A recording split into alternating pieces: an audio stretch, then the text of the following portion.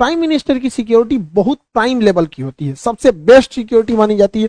इनके काफिले में जितनी गाड़ियां होती है बुलेट प्रूफ होती हैं। अभी सुने होंगे 7 करोड़ की एक गाड़ी आई है बुलेट प्रूफ गाड़ी, काफी जबरदस्त गाड़ियां होती हैं इनमें। हमेशा आगे चलने पे रोड को क्लियर करा दिया जाता है। तो ये उनकी सिक्योरिटी में जो लगे होते हैं एसपीजी होती है, स्पेशल प्रोटेक्शन ग्रुप। आप इसमें डायरेक्ट कभी नहीं जा सकते हैं। आपको आर्मी या पैरामिलिट्री फोर्स या पुलिस में बहुत बेहतरीन काम किए रहेंगे तो आपका सिलेक्शन इसमें होता है बहुत बेहतरीन ढंग के, तब आप बनते हैं SPG, special protection group. SPG दिखती है भले सूट में, लेकिन अंदर उनके पूरा बुलेट प्रूफ रहता है, हर चीज वो अंदर रखे रहते हैं। उनके पास बहुत ही लेटेस्ट हथियार होती है, पिस्टल्स होते हैं, आंख पर काला चश्मा होता है कि वो किधर देख रहे हैं पता नहीं चलता है, बुलेट प्रूफ सूट होती है, पिस्टल होता है, हर चीज से ये लैस होते हैं आधुनिक हथियारों से। प्राइम मिनिस्टर के पास 3 लेयर की सिक्योरिटी होती है। इनके सबसे पहले आसपास में जो होते हैं वो एसपीजी के कमांडो होते हैं। एसपीजी कमांडो के घेरा के बाद जो होती है वो पैरामिलिट्री के कमांडोज होते हैं, और उसके बाहर जो घेरा होता है उसमें पुलिस होती है, पुलिस के बाहर जो घेरा होता है उसमें ट्रैफिक पुलिस होती है। तो मेनली सिक्योरिटी के लिए 3-3 लेयर की सिक्योरिटी होती है। तो आप ये समझ सकते हैं कि हमारे प्राइम मिनिस्टर के लिए कितनी जबरदस्त लेयर की सिक्योरिटी होती है। एसपीजी कमांडो में भी कई लेयर होते हैं, कुछ होते हैं जो केवल प्रोटेक्शन देते हैं, कुछ हमला भी करते हैं। हमारे एसपीजी कमांडो के पास जब भी प्राइम मिनिस्टर चलेंगे देखिएगा इस तरह से बैग लेके लोग चलते रहते हैं। कुछ कमांडो बैग लिए रहते हैं, आप देखेंगे इनके पास हथियार नहीं रहते हैं, और ये जो बैग लिए रहेंगे हमेशा प्राइम मिनिस्टर के पास ही खड़े रहते हैं। ये बैग नहीं है, ये एक्चुअली बुलेट प्रूफ है। जब भी अटैक होगा तो ये बैग इस तरह से खुल जाता है, कई लेयर में ये खुल जाता है, और ये बुलेट प्रूफ होता है। इसको लेके हम हमारे प्राइम मिनिस्टर को चारों ओर से घेर लिया जाता है ताकि बुलेट्स ना लगे। ये जरूरी भी है, हमारे देश के प्राइम मिनिस्टर है, उनकी सिक्योरिटी में कहीं भी कमी नहीं होनी चाहिए। अब हुआ क्या, दिल्ली से वो पंजाब गए। पंजाब एक्चुअली पाकिस्तान से एकदम करीब है, बॉर्डर ही बनाता है। तो पंजाब में यहाँ पर है फिरोजपुर, आप देखिए पाकिस्तान से एकदम सट के है यहाँ पर। तो यहाँ जब गया भटिंडा एयरपोर्ट पर उतर गया। भटिंडा एशिया की सबसे बड़ी सैनिक छावनी है, बहुत ज्यादा वहां लगभग 1.5 लाख फौजी रहते हैं वहां पे। तो भटिंडा के बाद भटिंडा तो जहाज से लैंड किए, उसके बाद हेलीकॉप्टर से जाना था, मौसम खराब था, इस वजह से ये इन्हें सड़क से जाना पड़ा। अब यहीं से गलतियां चालू होना चालू हुई, एक एक करके गलती समझते हैं। 100 किलोमीटर लंबी सड़क को क्लियर कराने की जिम्मेदारी पंजाब पुलिस की थी। सड़क से जाने का रास्ता पहले से तय नहीं था, अचानक मौसम खराब हुआ और हेलीकॉप्टर कैंसिल हुआ, जिस वजह से अमूमन इस रास्ते पे 2.5 घंटे लगते हैं। 100 किलोमीटर के सफर में लगभग 2.5 घंटे लगते हैं। महज 3 घंटे के सूचना पर इसे खाली करा लिया गया। इस पे एसपीजी को सवाल उठाना चाहिए कि जहां 2.5 घंटे लगते हैं, 100 किलोमीटर लंबा है, इस पे आप इतना जल्दी क्लियरेंस कैसे दे सकते हैं यहाँ पर। तो यहाँ एसपीजी को आपत्ति जताना चाहिए, और यहाँ पे पंजाब पुलिस के डीजीपी को साथ रहना चाहिए, लेकिन वो वहां उपलब्ध नहीं थे। ये गलती थी, वहां पे उन लोग को एक्सेप्ट करना चाहिए। यहाँ पर इन लोग से ये गलती हुई है। यहाँ पर कन्वे सबसे ठीक ठाक चल रहा था। अगली गलती देखिए क्या होती है, जब भी राष्ट्रपति प्रधानमंत्री का काफिला जाता है तो उनकी गाड़ियों में एक बहुत बड़ी संख्या होती है, 25 से 40 गाड़ियां रहती हैं। ये गाड़ियों का एक ग्रुप रहता है, लेकिन इन गाड़ियों के ग्रुप के आगे 5-7 गाड़ियां चलती हैं जिसे हम पायलट कहते हैं, पायलट गाड़ी कहते हैं। उसमें सबसे आगे एक बाइक वाला रहेगा, देखिएगा इसमें, ये देखते रहता है कि सब कुछ कोई दिक्कत नहीं है। उसके बाद एक पुलिस की जिप्सी रहती है, इसे हम लोग रूट क्लियरिंग पार्टी कहते हैं। ये 5-6 की ग्रुप में रहते हैं सब, और जो मेन काफिला उससे ये 3-4 किलोमीटर आगे होते हैं, ताकि ये पहले ही देख लेते हैं कि कोई गड़बड़ी तो नहीं है। तो जो रूट क्लियरिंग पार्टी थी, जो पायलट गाड़ी थी, इनको दिखा ही नहीं। इन लोग की लापरवाही देखिए, इन लोग को नहीं दिखा कि सामने ट्रैक्टर लगाया गया है, रास्ता जाम है। कैसे ये लोग यही रास्ता बताते रहते हैं, वायरलेस पे पीछे कांटेक्ट में रहते हैं। जो मेन काफिला होता है हमारे प्राइम मिनिस्टर का, वो पीछे रहता है 3-4 किलोमीटर, और ये वायरलेस पे रहते हैं कि ऑल क्लियर। हर किलोमीटर पे ये बताते रहते हैं कोई दिक्कत नहीं है, कुछ भीड़ है, यहाँ है, बाकी सब क्लियर। इन लोग को नहीं दिखा कि किसान ट्रैक्टर लेके एक सड़क के किनारे आए हैं। तो इन लोग की भी गलती है, पहले पायलट क्लियरेंस दिया कैसे गया और सड़क पर फंस कैसे गया। तो यहाँ पे भी एक गलती हुई जो पुलिस की गलती थी। अब तक जो गलती बताए ये सारी पुलिस की थी। अब एसपीजी से कहां कहां मिस्टेक हुआ उसको हम समझते हैं। स्पेशल प्रोटेक्शन ग्रुप बहुत बेहतरीन है, उनके अरुण कुमार सिन्हा, AK सिन्हा जी हैं, चीफ हैं, अभी IPS अधिकारी हैं। ये बहुत हायर रैंक होता है। कितना बड़ा ये लोग बेवकूफी किए हैं जरा सोचिए। पीएम का काफिला लगभग आधे घंटे 20 से 30 मिनट फ्लाईओवर पे रोका है लोग। ये लोग बुद्धि देखिए इन लोग का, मतलब पुल पे रोक दिए हैं प्राइम मिनिस्टर को। क्यों? तो भैया पुलवा आगे से जाम है। अच्छा ये बताओ, अगर पीछे से जाम कर देता तो पुलवे पर अटक जाता। अरे भैया, अगर आपको 20 मिनट रोकना था, आपको लग रहा था जाम है, तो थोड़ा सा पीछे आके रुकते। पुलवा पे चढ़ के काहे लिए रोके हैं? फ्लाईओवर पे हमारे प्रधानमंत्री को रोक देंगे भाई। ये NSG SPG से सवाल होना चाहिए कि, और ये प्रोटोकॉल में लिखना चाहिए, हिस्ट्री में जो डिफेंस है उसमें पढ़ाना चाहिए कि किसी भी प्राइम मिनिस्टर, राष्ट्रपति या वीवीआईपी को फ्लाईओवर पे नहीं रोक सकते। यहां आप 20 मिनट रोक दिए, अगर दोनों ओर से प्रदर्शनकारी के रूप में कोई और अभी आ जाता, क्योंकि ये बॉर्डर से एकदम महज 20 किलोमीटर यहां से पाकिस्तान आ जाता है, पाकिस्तान की सीमा चालू हो जाती है, तो काफी करीब है। और नीचे से अगर फ्लाईओवर को उड़ा देता सब कोई आईडी या विस्फोटक लगा के, तो सारा काफिला नीचे चला था। यहाँ पे ऐसा ऐसा तो दिमाग लगा रहे हैं लोग। भाई आप थोड़ा सा पीछे हट जाते, सड़क पे रहते, कभी कुछ होता तो भाग तो सकते थे इधर उधर, फ्लाईओवर दोनों ओर से जाम हो जाता, कहाँ जाते हैं आप लोग। यहाँ पे गलती एसपीजी की थी। यहाँ पर आप लोग को जवाब देना चाहिए, हम लोग तो भाई बताते हैं कहाँ गलती। दूसरी गलती, फ्लाईओवर पे जब हमारे प्रधानमंत्री कह रहे हैं कि हम जिंदा वापस आ गए, मतलब सिचुएशन क्रिटिकल हुई होगी वहां पर, तभी वो ऐसा स्टेटमेंट दे रहे हैं। जब इतना स्टेटमेंट हो गया और आपको वापस लेके आना है, तो आप आधा घंटा बाद लेके आइएगा जी।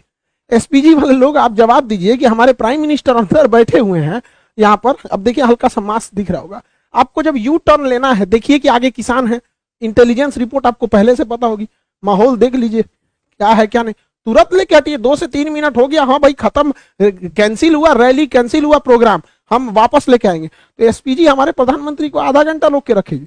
यहाँ एसपीजी को भी जवाब देना पड़ेगा कि आप आधा घंटा काहे लिए रोक के रखे, वापस तुरंत लेके आना चाहिए। अगली गलती सुनिए ध्यान से, गृह मंत्रालय के अंडर में आता है खुफिया एजेंसी, इंटेलिजेंस ब्यूरो, और गृह मंत्रालय है और हमारे अजीत डोभाल साहब, इनकी योग्यता पे तो कोई शक नहीं है।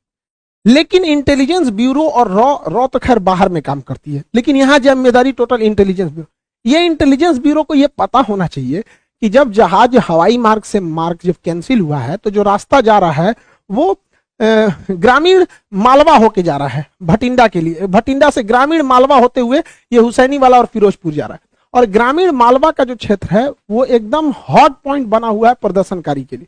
तो इंटेलिजेंस ब्यूरो ने कैसे क्लियरेंस दे दिया कि अभी देख रहे हैं इतना बड़ा प्रोटेस्ट हुआ था, इतना बड़ा भीषण कई घटनाएं हुई, अभी किसानों में भी कुछ रोष था जो लखीमपुर की घटना को लेकर, ये सब।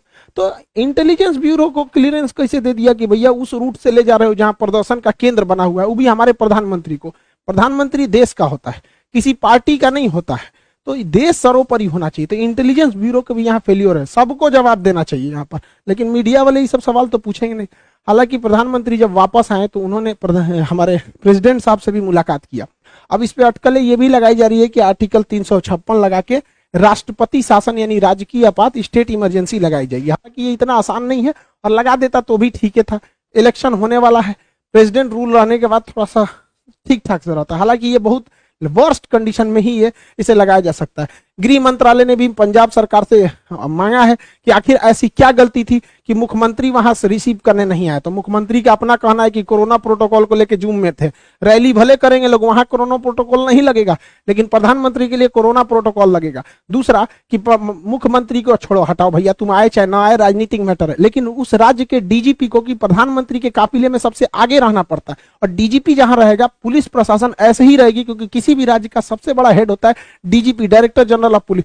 राष्ट्रपति प्रधानमंत्री के काफिले में डीजीपी नहीं थे, ये तो एकदम सरासर गलत है। तो पंजाब पुलिस को इस पे जवाब देना चाहिए। हालांकि गृह मंत्रालय ने इन लोगों से जवाब तलब किया है कि आप लोग वहां पर डीजीपी उपलब्ध क्यों नहीं थे।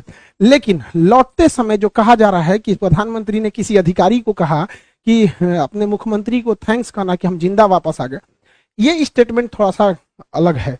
देखिए, अगर ये स्टेटमेंट केवल हिंदुस्तान के लोग सुन रहे हैं, ये स्टेटमेंट केवल भारत तक रह जाए, तब तो कोई दिक्कत नहीं है।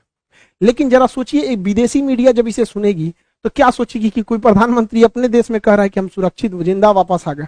आप ये बोल सकते थे प्रधानमंत्री के कार्यालय के जो भी अधिकारी हैं कि हम सुरक्षित वापस आ गए, लेकिन जो होता है ना कि जिंदा वापस आ जाए, काफी हार्ड वर्ड हो जाता है ये, कि मतलब आपने ऐसा बोल रहे हैं, क्योंकि देश आप ही का है। अल्टीमेटली आप कहीं भी जाते हैं तो हमारे प्रधानमंत्री से ही हमारी पहचान होती है। कोई राज्य के मुख्यमंत्री को नहीं जानता है, किसी को नहीं पता कि अमेरिका के 50 राज्यों में किसी एक राज्य का मुख्यमंत्री का नाम, सब वहां जो बाइडेन को जानते हैं। अगर मान के चलिए पुतिन कहते हैं कि बहुत धन्यवाद कहते हैं उस राज्य के मुख्यमंत्री को कि हम जिंदा वापस आ गए, तो भारत के लोग क्या सोचेंगे? आपको जानकर ताज्जुब होगा, चीन का राष्ट्रपति शी जिनपिंग पिछले 2 साल से कहीं नहीं गया है, क्योंकि वहां गृह युद्ध का माहौल चल रहा है। लेकिन उसकी मीडिया ने इसको छुपा के रखा है। उसके प्रधानमंत्री वर्चुअल मीटिंग में जाते हैं, अभी तक कहीं 2 साल से बाहर नहीं निकला, क्योंकि आंतरिक कलह चल रहा है। तो ये जो स्टेटमेंट है, अगर इंडिया तक में है तो कोई दिक्कत नहीं, किसी को भी कोई दिक्कत नहीं। लेकिन खुद से सोच के देखिए, जो बाहरी मीडिया, ये इंटरनेशनल जो लीडर हैं, ये क्या सोचेंगे? क्योंकि जब ये लोग भी भारत में आते हैं ना, तो इन लोगों की भी सिक्योरिटी एसपीजी और एनएसजी कमांडो ही करती है। तो कल को ये सब भी कहेगा सब भैया तो आप अपने कह रहे हैं कि हम जिंदा वापस आ गए, तो विदेश में थोड़ी सी छवि खराब होगी। खुद हमारे प्रधानमंत्री कहते हैं इतने दिलेर हैं, आप दिलेरी की बात कहते हैं, बिना बताए 2015 में नवाज शरीफ की पोती की शादी में गए थे। हमारा सबसे बड़ा दुश्मन, जहां से कभी हमारी दोस्ती की कोई उम्मीद नहीं रहती थी, पाकिस्तान, हमेशा कभी टेररिस्ट अटैक, कभी कश्मीर का इशू, वहां हमारे प्रधानमंत्री देखिए यहाँ पे 2015 में नवाज शरीफ की पोती की जब शादी थी ग्रैंड डॉटर की, बिना बताए चले गए थे अफगानिस्तान दौरे पे, वहां से अचानक चले आए वहां पर। तो वहां पे इन्होंने नहीं कहा कि हम जिंदा वापस आ गए, जबकि जब वहां पे प्रधानमंत्री जब गए थे 2015 में, हम लोग न्यूज देखे, लोग धक धक कर रहा था, अरे भैया बिना बताए गए हो वहां जगह पे। क्योंकि काफी मोदी जी जो है पाकिस्तान को लेकर पीओके के लोग काफी हार्ड डिसीजन लेते हैं, तो थोड़ा सा आदमी को भी रहता है कि हमारा प्रधानमंत्री दुश्मन के घर में गया, और वो भी जो गए थे ना, भारत के हेलीकॉप्टर नहीं था, नवाज शरीफ के अपने हेलीकॉप्टर में बैठ के गए थे, पता नहीं पाकिस्तानी हेलीकॉप्टर चाइना से खरीदा था, क्या होता क्या नहीं, तो वहां पे ये स्टेटमेंट नहीं था। ऐसा नहीं होता, कह देना चाहिए था कि हाँ सिक्योरिटी में बहुत ग्लीच हुआ, सिक्योरिटी में ऐसा नहीं होना चाहिए, लेकिन एक होता है ना जिंदा वापस आना, वो भी प्रधानमंत्री के मुंह से थोड़ा सा ऑकवर्ड सा लगने लगता है भैया, तब हम लोग कहाँ जाएंगे भाई। प्रधानमंत्री के ऊपर हर महीने 50 करोड़ रुपए खर्च होते हैं सिक्योरिटी में, एक दिन में 1,60,00,000 पर दिन का खर्चा है, अगर ये दिल्ली में बैठे हैं तो, और बाहर जाएंगे तो प्रतिदिन 2 से 2.5 करोड़ रुपए खर्च लगेगा। तो 2 करोड़ रुपए प्रतिदिन का खर्च के आधार पर अगर ऐसा स्टेटमेंट आता है, तो फिर एसपीजी को सोचना चाहिए भैया आप किस तरह की सिक्योरिटी दे रहे हैं कि प्रधानमंत्री करें। और ऐसा नहीं है कि केवल पहली बार जाम में फंसे, 2017 में नोएडा मेट्रो के उद्घाटन में खूब हमारे प्रधानमंत्री जाम में फंस गए थे, तो उस समय कुछ अधिकारियों को ट्रैफिक के सस्पेंड भी किया गया था। 2 बार फंसे थे 2018 में, समझ में कि नहीं। अब देखिए यहाँ पर पब्लिक है और ये हमारे प्राइम मिनिस्टर है, यहाँ से भी तो कुछ अगर अनहोनी रहना रहेगा तो यहाँ से भी हो सकता है।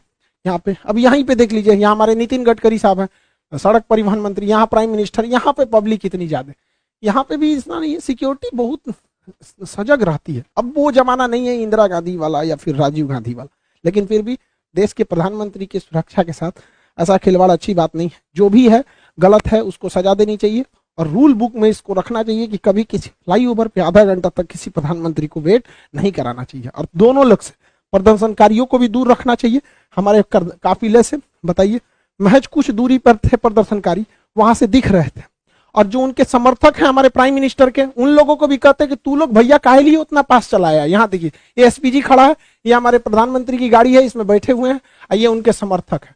तो भैया समर्थक लोग तुम भी दूर रहो, वरना तुम्हारे भेष में कोई भी आ सकता है, और विरोध वाले भी तुम भी दूर रहो। और इस पे हम लोग को लेसन लेना चाहिए। हम तो कहते हैं ना एक चीज कि देश में जब तक जितना बार इलेक्शन होगा ना कुछ तांडव होगा।